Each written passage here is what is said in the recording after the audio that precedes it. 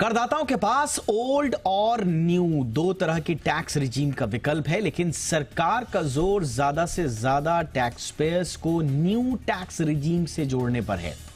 लेकिन फिर भी न्यू टैक्स रिजीम उम्मीद के मुताबिक लोकप्रिय नहीं हो पाई। आखिर क्यों टैक्स पेयर्स अभी भी ओल्ड टैक्स रिजीम को ही प्रेफर कर रहे हैं और उसी में ही प्रावधानों के संशोधन पर जोर दे रहे हैं?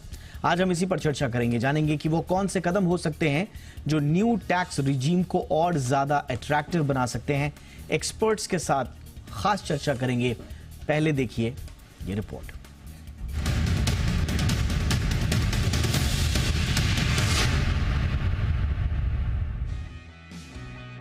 आम बजट पेश होने को लेकर काउंटडाउन शुरू हो चुका है। अगले हफ्ते मंगलवार को यानी 23 तारीख को वित्त मंत्री निर्मला सीतारमण बजट पेश करेंगी। बजट देश का होगा, आम लोगों का होगा, लेकिन हर बार की तरह इस बार भी करदाताओं की इस पर खास नजर रहेगी। फिलहाल करदाताओं के पास ITR के दो विकल्प हैं, ओल्ड और न्यू टैक्स रिजिम। लेकिन सरकार का पूरा फोकस न्यू टैक्स रिजिम को पॉपुलर बनाने को लेकर है।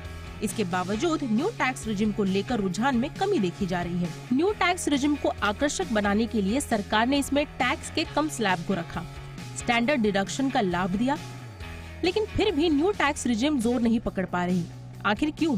ऐसे वो कौन से कदम हो सकते हैं जो न्यू टैक्स रिजिम को पॉपुलर बना सकते हैं? तो सबसे पहले बात करते हैं न्यू टैक्स स्लैब के तहत आय पर मिलने वाली मूल छूट की। फिलहाल मूल छूट की लिमिट 3 लाख रुपए तक है।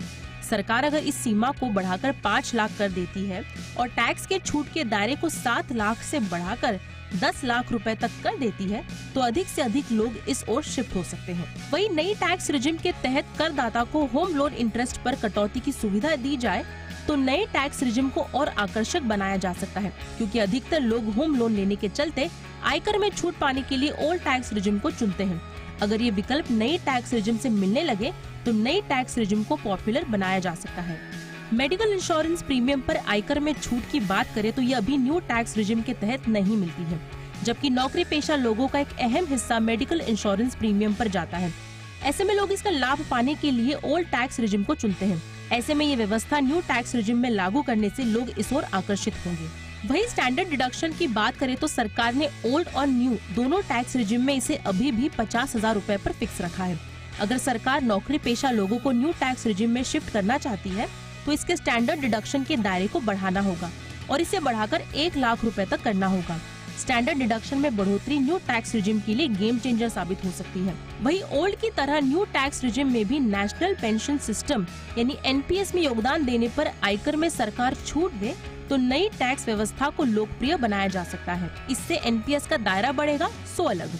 ये कुछ सामान्य से पहलू है जो न्यू टैक्स रिजिम को बढ़ावा देने में कारगर साबित हो सकते हैं। ब्यूरो रिपोर्ट, जी मीडिया।